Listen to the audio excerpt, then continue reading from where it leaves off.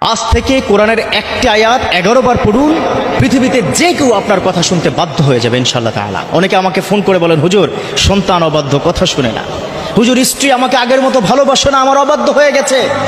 অথবা আপনার সন্তানকে আপনি বাধ্য করতে চান, স্ত্রীকে আপনার আন্ডারে আপনি কি নিয়ে আসতে চান, সুন্দর করে আপনাকে শ্রদ্ধা করুক সেটা চান?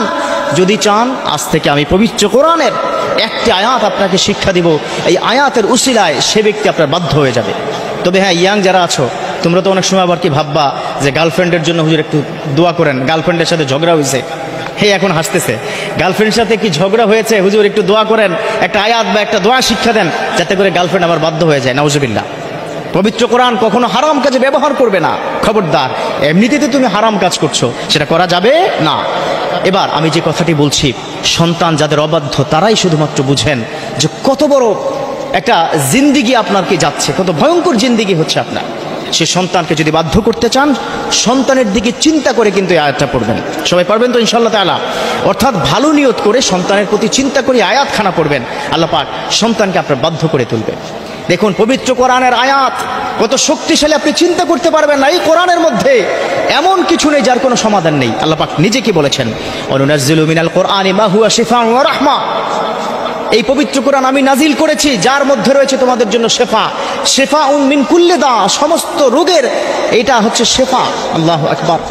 তো সেই কোরআনের মধ্যে সন্তান বাধ্য করা, স্ত্রী বাধ্য করা বা কাউকে যদি কথা শোনাতে হয় সেগুলো শোনা, সেটার কিন্তু সুযোগ এই একটি আয়াতের মাধ্যমে আপনি পেয়ে যাবেন। পারবেন তো সবাই? সবাই শুনতে চান, তাই না? হ্যাঁ, দেখুন স্বামী স্ত্রীর মধ্যে যে বন্ডিংসটা অনেকের ভালো নেই। অনেকে আমাকে ফোন করে বলেন, হুজুর স্বামী আমার বাধ্য না, স্বামী আমার অবাধ্য হয়ে গেছে, নারীর দিকে তাকায়, পরকিয়া করছে। সেই স্বামীর দিকে চিন্তা করে আপনি এই আয়াতখানা পড়ুন। যে স্বামী আপনাকে ভালোবাসে না, কথায় কথায় মাইর দেয়, কথায় কথায় স্ত্রীর গায়ে হাত তোলে, যারা তাদের মতো ধ্বংসযোগ্য কুলাঙ্গার আর হতেই পারে না। অথচ স্ত্রীর একটা স্টেটমেন্ট আপনার জীবনকে বদলে দিবে।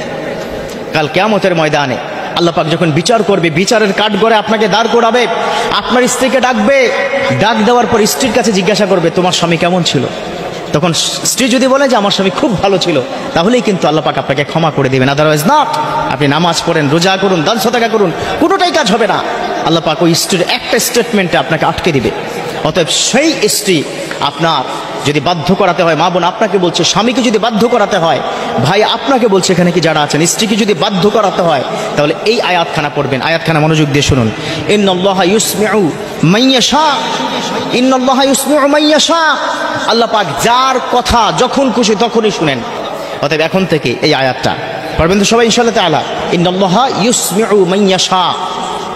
অতএব ইনশাআল্লাহ তাআলা ওই ব্যক্তির কথা আপনি স্মরণ করে কিন্তু আয়াতখানা পড়বেন। আয়াতের আমলটা একটু শিক্ষা দিই। শুরুতে ইস্তেগফার পড়বেন। কি পড়বেন? ইস্তেগফার। তারপরে কি করবেন? দুরূদ শরীফ পড়বেন। দুরূদ শরীফ পড়ার পর এই আয়াতখানা যাকে আপনি বাধ্য করতে চান, সন্তান হোক, স্ত্রী হোক বা স্বামী হোক, তাহলে তার দিকে কথা চিন্তা করে এই আয়াতখানা বারবার পড়বেন। তবে অনেক আল্লাহর উলিরাকে বলেছেন এই আয়াতখানা 11 বার পড়বেন। কতবার?